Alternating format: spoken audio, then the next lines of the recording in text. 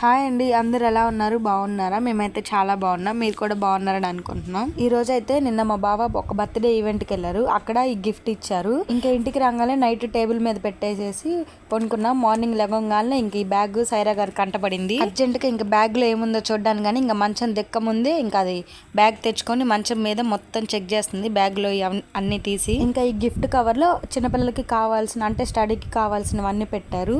ఇంకా సైరా అయితే zip open చేసి మొత్తం ఒకదాని తర్వాత ఒకటి చూస్తుంది ఏమేమి ఇచ్చారని. ఇంకా సార్క అయితే స్కూల్కి వెళ్ళింది. సార్క బ్యాగ్ సార్క వచ్చినాక ఓపెన్ చేసి చూసుకునిద్ది.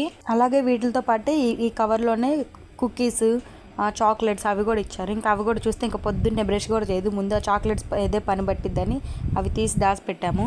మీ పిల్లలు కూడా ఇంతేనా? చాక్లెట్స్ కానీ కేక్స్ కానీ చూస్తే అసలుకి ఫస్ట్ వాటిని తింటారా? సైరా అయితే మాత్రం ముందు ఎదురుగా కనిపిస్తే మాత్రం ఇచ్చిందాక ప్రాణం తీస్తానే ఉండిద్ది. ఇంకా ఈ బ్యాగ్లో వచ్చేసేటప్పటికి చిన్నపిల్లలకి స్టడీకి కావాల్సిన ప్రతి ఒక్క ఐటమ్ పెట్టారు. అంటే పెన్సిల్స్, ఎరేజర్, షార్ప్నర్, క్రేయాన్స్, అలాగే కలర్స్ వేసుకోవడానికి, అలాగే ఒక వైట్ బుక్, రోల్డ్ బుక్, ఒక కలర్ వేసుకోవడానికి ఉండిద్ది కదా డ్రాయింగ్ వేసింది, అవి కూడా ఇచ్చారు.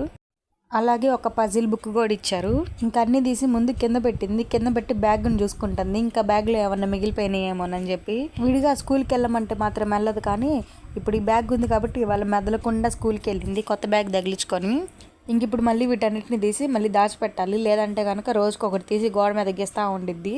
ఒక పెన్ను కానీ పెన్సిల్ కానీ ఏమైనా దొరికినాయి అంటే నాకన్నా ఎవరు బాగా రాలేదని చెప్పి గోడ మీద శిల్పాలు చెక్కుతూ ఉండిద్ది. ఇదివరకు మేము కూడా అలానే పెయింట్ బ్రష్లు వస్తాయి కదా, పెయింట్ చిన్నవి, ఆ ప్యాకెట్ తీసుకొచ్చి ఇద్దరు ఆడుకోమని ఇస్తే బుక్ మీద రాసుకోవడం కన్నా గోడల మీద రాయటం ఎక్కువైంది. అందుకే పెయింట్ వేయించాము. పెయింట్ వేయించినా కానీ మళ్ళీ అదే వరుస మళ్ళీ గోడలకే రాస్తున్నారు. పిల్లలందరూ అంతే, బుక్ మీద రాయమంటే గోడల మీద రాస్తూ ఉంటారు. ఇంకా బ్యాగ్లో తీసినవి అన్నీ వరుసగా ముందు పేర్చుకుంది. ఎవరైనా చూస్తే పాపం పిల్ల చదువుకుంటుందేమో అన్ని బుక్స్ వేసుకుంది అనుకుంటారు. ఏమేమి వచ్చినాయి అని పరిశీలిస్తుంది. దీంట్లో ఒక వీల్ ఎరేజర్ ఇచ్చారు. అంటే చూడడానికి చక్రం ఉన్నట్టుంది. అదేందో డిఫరెంట్గా ఉందని చెప్పి తీసుకొని చేతిలో పట్టుకొని చూస్తూ ఉంది. మీకు కనుక ఈ వీడియో నచ్చినట్లయితే ప్లీజ్ లైక్ చేయండి, షేర్ చేయండి, కామెంట్ చేయండి, అలాగే సబ్స్క్రైబ్ చేసుకోండి. మీ ఫ్రెండ్స్, ఫ్యామిలీ మెంబర్స్ అందరికీ కూడా షేర్ చేయండి. Thank you for watching. Bye.